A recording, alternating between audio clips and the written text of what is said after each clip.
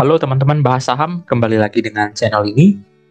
Pada kesempatan kali ini saya akan membahas emiten yang menurut saya juga masih menyimpan potensi yang bagus, walaupun memang pada saat sekarang harganya mengalami penurunan dari yang biasanya, yaitu saham Indofood atau INDF. Kenapa saya tertarik membahas emiten ini? Karena secara sekilas kita lihat harga emiten ini dari tahun 2012 masih berada di titik yang sama, teman-teman. Di sini dia menjadikan 6.000 itu menjadi titik support kuatnya. Terlihat di sini beberapa kali mantul dari titik 6.000, dan saya rasa resisten tertingginya itu berada di 800 ataupun bahkan di 8.500, teman-teman. Nah, ternyata emiten ini sekarang menuju kembali ke harga 6.000-an, teman-teman. Nah, ini ada penurunan secara signifikan dari periode Juni 2023 sampai dengan periode 2024 di bulan Februari ini. Harganya turun ke 6.350. Nah, seperti apa bagusnya? Langsung saja seperti biasa ke fundamentalnya pertama. Untuk emiten ini dia sudah mengeluarkan laporan kuartal ketiga, laporan keuangannya. Untuk sampai dengan kuartal ketiga itu dia mencatatkan laba bersih sebesar 7,082 triliun, teman-teman.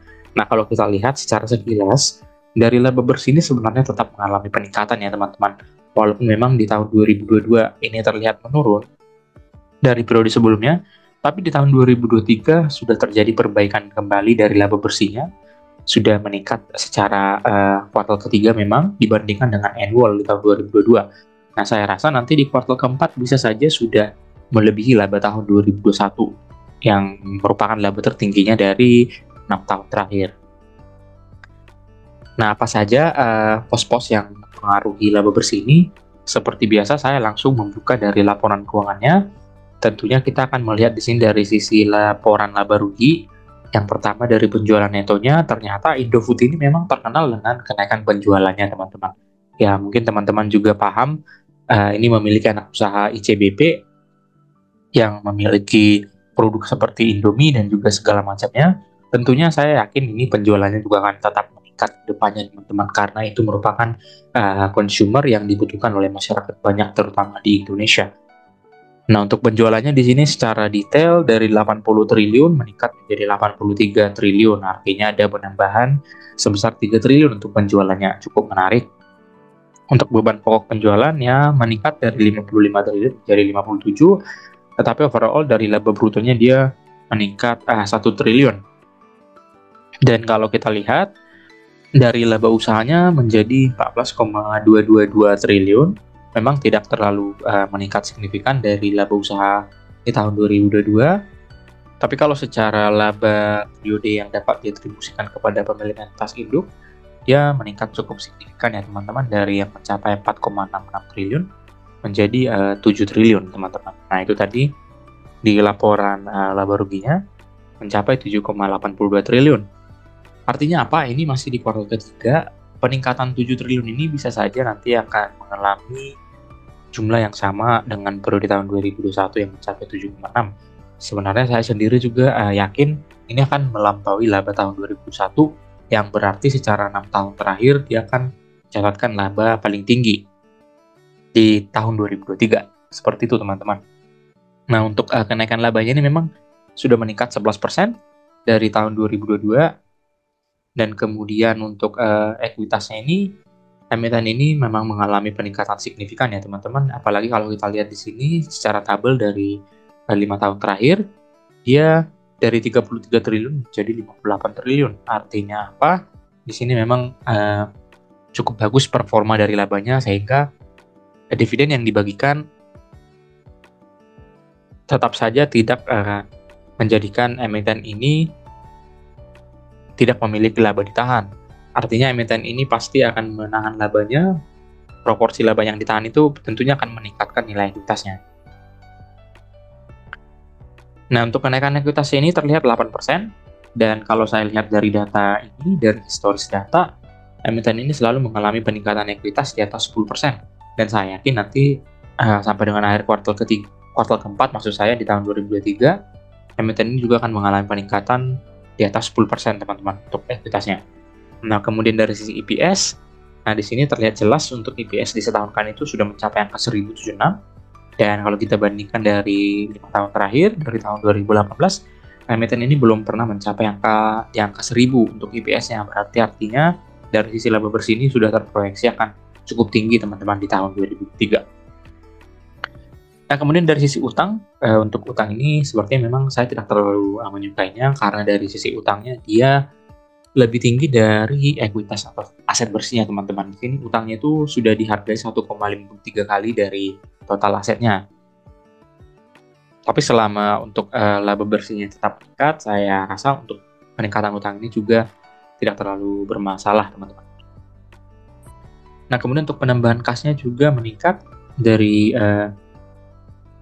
yang sebelumnya di tahun 2022 mengalami minus atau pengurangan kas, ternyata di tahun 2023 ini sampai dengan kuartal ketiga dia sudah mengalami peningkatan sebesar 2,129 triliun. Dan posisi kas pada akhir kuartal ketiga juga cukup menarik menurut saya, cukup bagus, berada di angka 28 triliun. Nah, kemudian dari sisi ROE, untuk ROE-nya sudah di atas 10% ya teman-teman, dan memang dari historis juga emiten ini selalu mencatatkan nilai ROE di atas 10%, artinya cukup efektif teman-teman untuk emiten ini dengan menggunakan sumber daya yang ada menghasilkan laba. Dan satu hal yang menarik menurut saya di tahun ini saja untuk ROE-nya sudah lebih tinggi dari periode 5 tahun terakhir ya teman-teman. 5 tahun terakhir itu dia hanya paling tinggi di angka 15,83 di tahun 2021, dan sekarang dia sudah mencapai angka 16. Artinya potensinya cukup bagus ke depannya teman-teman. Nah, berdasarkan laporan keuangan tadi, ada beberapa hal yang bisa disimpulkan seperti biasa. Untuk nilai bukunya ini, emiten ini berada di angka 6.649 untuk nilai buku 1, dan nilai pernya per 10 saya rata-ratakan seperti biasa mencapai angka 10.755, sehingga hasil rata-ratanya itu di angka 8.700-an. Nah, pada saat saya membuat video ini, emiten ini berada di angka 6.350. Artinya apa? Di angka 6.350 ini akan sangat berpotensi ke depannya menuju angka 8.700 sesuai dengan fundamental ataupun performanya teman-teman.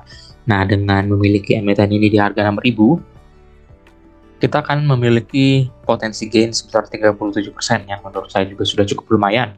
Dan nilai MOS-nya di angka 27%, yang menurut saya juga sudah cukup bagus ya teman-teman, walaupun memang bisa saja terjadi penurunan ke angka 6.000 yang mungkin nanti saya akan jelaskan di teknikal. Nah, kemudian untuk analisis lanjutan, secara historis, ini juga hal yang menarik menurut saya. Ini PBV wajar secara historis itu dihargai di angka 1,4. Nah, posisi sekarang pada saat saya membuat video ini, dia hanya dihargai sebesar 1, teman-teman. Nah, kalau kita lihat di sini, dari tahun 2018, emiten ini selalu dihargai di atas PBV 1 ya, teman-teman. Di tahun 2018 saja dia pernah mencapai angka 1,8. Nah, untuk itulah saya rata-ratakan untuk PBV wajarnya itu berada di 1,4. Dan kemudian untuk PER, nah, PER-nya juga menurut saya cukup bagus. Data yang tersaji di sini, PER rata-ratanya per wajarnya itu berada di angka 9,92. Kita katakan saja ini dibulatkan menjadi 10 ya teman-teman. Jadi secara rata-rata saja emiten ini selalu dihargai di per 10. Dan kalau kita lihat PER sekarang, PER 5,9 itu masih sangat jauh dari per 10 ya teman-teman. Nah, oleh karena itu untuk analisis selanjutnya ini menurut saya cukup menarik, karena di sini PBV dan PER wajar itu kita combine, menghasilkan harga wajar di angka 9.986 teman-teman. Nah, dengan harga sekarang di 6.350 tentunya kita akan menyimpulkan ini masih berada di bawah harga wajar. Dan saya rasa ini masih cukup bagus teman-teman. Karena dengan menuju ke harga wajar secara historis ini, dia akan mencatatkan laba atau gain yang mungkin bisa kita peroleh sebesar Talbagger atau 57%. Nah, ini mengapa saya katakan emiten ini cukup bagus sekarang di posisi pada saat saya membuat video ini, dan mungkin bisa juga menjadi pertimbangan untuk teman-teman investor yang mungkin lagi mencari-cari saham yang bisa menjadi wishlist-nya. Baik, untuk analisis selanjutnya saya akan mencoba membahas dari sisi teknikal. Baik, dari sisi teknikal teman-teman, ini tadi yang saya katakan untuk secara grafik ya, saya tarik dari grafik weekly secara mingguan. Di sini memang terlihat jelas teman-teman 6.000 itu menjadi titik support kuat menurut saya. Karena di sini secara mingguan dia pernah memantul di tahun 2019, kemudian di tahun 2020 pada saat pandemi. Memang secara detail kita lihat di sini dia pernah mencapai low-nya itu di angka 4.760 atau 5.000. Dan kemudian di tahun 2021 bulan Februari juga terlihat pemantulan harga dari angka 6.000. Kemudian di tahun 2021 bulan 6, di bulan 4, di bulan 9, dan juga di bulan 3 2023. Dan saya rasa memang prediksi saya ini kemungkinan besar bisa turun ke harga 6.000 ya teman-teman. Tapi itu adalah hal yang bagus menurut saya. Disitulah kesempatan kita bisa memiliki emiten ini dengan harga yang lebih menarik gitu ya. Nah kemudian secara monthly, kalau secara monthly mungkin ada sedikit perbedaannya teman-teman. Mungkin terlihat memang di angka 6.000 ya, terlihat pemantulan harganya. Tapi perlu kita lihat juga secara lebih jauh ke belakang di tahun 2015, dia pernah mengalami pemantulan harga bahkan di harga 5.000 ya teman-teman. Jadi saya rasa untuk support selanjutnya itu berada di angka 5.000, karena di sini juga di tahun 2013 dia pernah mengalami pemantulan harga juga di angka 5.000. Kalau seandainya kita tarik lebih jauh ke belakang, saya rasa angka 5.000 ini menjadi titik support yang paling kuat menurut saya teman-teman. Jadi artinya penurunan dari harga 5.000 ini lebih jauh lagi ke bawah itu saya rasa akan cukup sulit ya terjadi teman-teman, karena disinilah mungkin banyak mungkin investor ataupun masyarakat yang ingin membeli emiten ini di harga paling murah di 5.000. Dan memang potensi menuju ke sana bisa saja terjadi ya teman-teman. Tapi saya rasa angka 6.000 saja mungkin sudah cukup jadi penahan ataupun supportnya cukup kuat ke depannya. Nah dengan potensi tadi ke angka 9.000, saya rasa itu bisa dengan cepat terjadi ya teman-teman. Mungkin saya katakan ini berada di angka di medium ataupun long investment ya. Di sini memang kalaupun dia memantul dari 6.000, dia akan menuju ke titik support yang pertama, maksud saya titik resisten yang pertama di angka 8.000, dan saya rasa ke angka 9.000 juga bisa terjadi, dan itulah memang emiten ini potensinya di situ, karena dari sisi labanya juga mengalami performa peningkatan yang cukup kuat ya.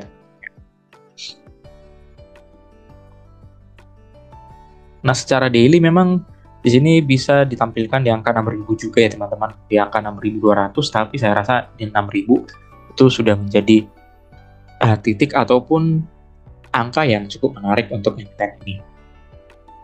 Nah dari sisi sentimen newsnya, di sini banyak news-news yang mengatakan memang valuasi Indofood itu lagi murah.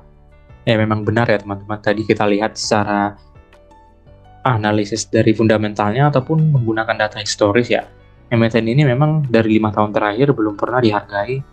Untuk PER-nya saja rata-rata di atas 10 ya teman-teman, atau bahkan memang paling rendah di angka 7. Dan memang di PER sekarang itu hanya 5,9, saya rasa tidak wajar ya. Karena dari laba tahun 2023 kuartal ketiga ini saja, dia sudah melampaui laba tahun 2018, 2019 yang dimana pada saat itu hanya mencapai 4 triliun. Tapi harga sahamnya sudah dihargai di PBV dan PER rata-rata di angka 1,8 dan 14, dan juga 1,6 dan 12. Jadi saya rasa ini belum saatnya memang diapresiasi pasar, nanti akan tiba saatnya dan ini juga akan dibalikkan kembali ke harga PER dan juga PBV yang tadi secara historis kita lihat berada di angka 1,4 dan 9,92. Jadi menurut saya untuk harga di angka 9.900 ini masih wajar ya, dan itu pasti akan segera terjadi. Nah kemudian di harga sekarang di angka 350, perlu kita ketahui juga teman-teman, emiten ini juga rutin membagikan dividen dan posisi sekarang berada di angka 4%. Saya rasa ini masih lebih menarik dari rata-rata bunga deposito counter rate pemerintah sekarang ini, berada di angka 2,5 ataupun bahkan ke 3%. Nah jadi saya rasa untuk emiten ini masih investor friendly ya, karena mereka bisa menawarkan dividen yang cukup menarik secara valuasi.